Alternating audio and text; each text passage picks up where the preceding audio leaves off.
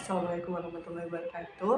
Perkenalkan, nama saya Fasya Nisa, NIM 230306052 yang merupakan mahasiswa Universitas Sumatera Utara, Fakultas Pertanian, jurusan Peternakan.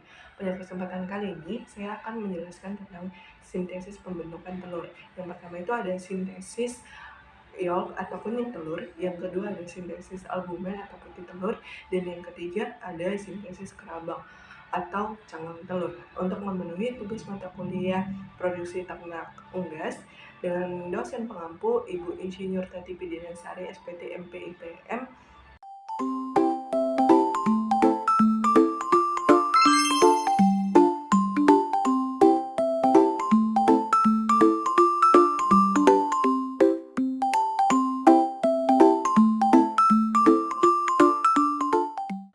Proses sintesis telur pada unggas. Jadi yang pertama itu ada sintesis yolk ataupun telur.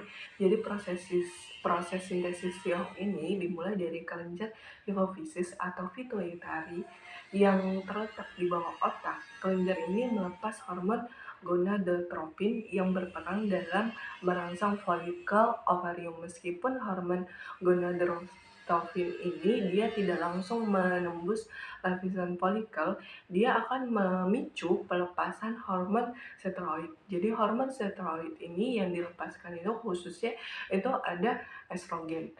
Hormon estrogen ini kemudian dia akan menembus lapisan TK dari folikel dan masuk ke dalam aliran darah menuju ke hati. Jadi di hati, estrogen ini berfungsi sebagai sinyal untuk mengaktifasi sintesis protein-protein khususnya yang menjadi komponen utama dari kuning telur. Komponen penyusunnya itu ada, yang pertama itu ada asam amino yang merupakan bahan dasar dari protein, yang kedua ada fosfor dan kalsium yang berfungsi untuk stabilitas dan fungsi struktural, dan yang ketiga itu ada lipid atau lemak yang berfungsi untuk energi dan struktur membran. Nah, dua protein utama yang disintesis di hati itu ada yang pertama itu ada beta lipoprotein dan yang kedua ada phytologenin. Keduanya itu dia akan disalurkan melalui darah yang akan melewati dua lapisan folikel. Yang pertama itu ada lapisan TK atau TK layer dan ada lapisan granulosa layer. Setelah melembus lapisan yang dua ini, protein-protein itu dia akan masuk ke dalam yolk granules atau butiran kuning telur yang sedang berkembang. Phytologenin ini setelah sampai di dalam folikel ini, dia akan dipecah menjadi dua komponen penting.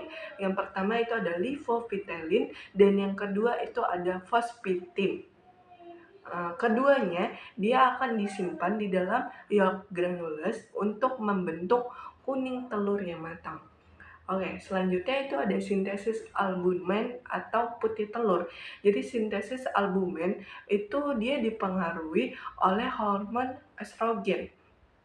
Jadi hormon estrogen ini kan dia larut lemak ya, sehingga hormon estrogen ini dia mampu untuk menembus membran sel. Setelah masuk ke dalam sel, estrogen ini dia akan diikat oleh reseptor estrogen yang disebut sebagai kompleks 4S atau kompleks 4X yang kemudian diaktifkan menjadi kompleks 5S. Kompleks 5S ini dia kemudian masuk ke dalam nukleus. Jadi setelah dia masuk ke dalam nukleus, di nukleus sel dia akan berinteraksi dengan kromosom untuk menstimulasi ekspresi gen tertentu untuk menghasilkan mRNA.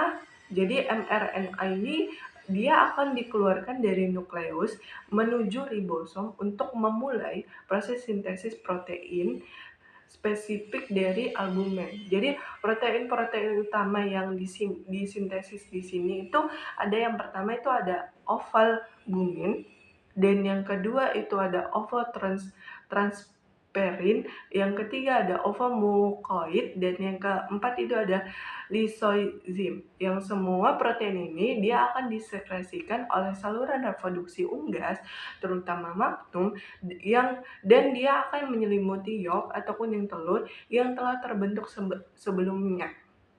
Selanjutnya itu ada sintesis kerabang telur atau cangkang. Jadi pembentukan kerabang ini dia terjadi di bagian uterus atau rahim. Jadi dari sintesis kerabang ini dia memerlukan waktu 18 sampai 21 jam. Jadi dua komponen utama dari pembentukan kerabang telur ini cangkang telur ini, yang pertama itu ada ion kalsium atau Ca2+ berasal dari plasma darah, dan yang kedua itu ada ion karbonat CO32- yang berasal dari metabolisme CO2 di dalam mukosa kelenjar uterus.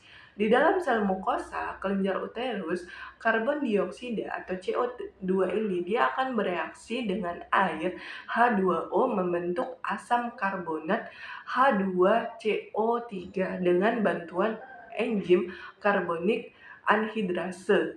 Asam karbonat ini kemudian dia akan terdisosiasi menjadi ion bikarbonat HCO3-, ion hidrogen atau H+, ion bikarbonat, kemudian dia akan bergabung dengan kalsium CO2+ dalam kelenjar uterus membentuk kalsium karbonat atau CaCO3 yang menjadi bahan utama dari kerabang telur. Setelah proses ini selesai, maka terbentuknya telur yang utuh terdiri dari kuning telur, putih telur, dan kerabang yang melindunginya.